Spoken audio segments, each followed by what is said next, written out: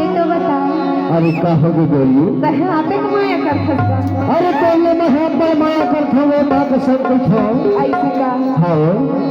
सीखा लगली आ गयो माया के मारे सीखा लगली आ गयो माया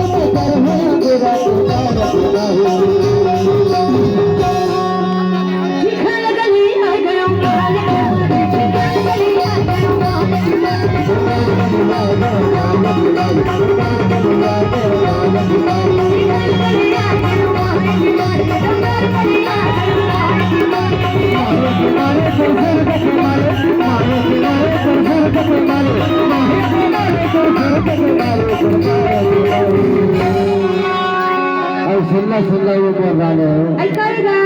और पहले से जाने लेकिन ना ये हमारे लाल टी शर्ट वाले भैया है ना दीवाना हो गए हमें ऐसे का बहुत माया कर खेतला अब तो बोलने के लिए चीज है ऐसे तब तो कहत रही से कहेगा अरे तोर माया तुम्हारे है ना हां बिना चक्कर पे है जो मेरे गली खिला के लगा लगा ऐसे का तब तो देखो गंगार गली आए गए माया तुम्हारे गंगार गली आए गए माया तुम्हारे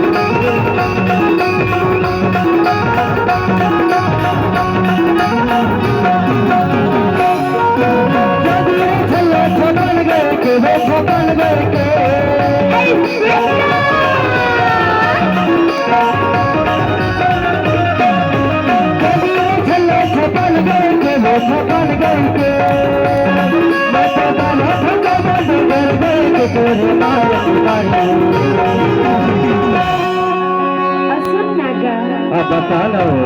अतः कहे ना हाँ। माया के मारे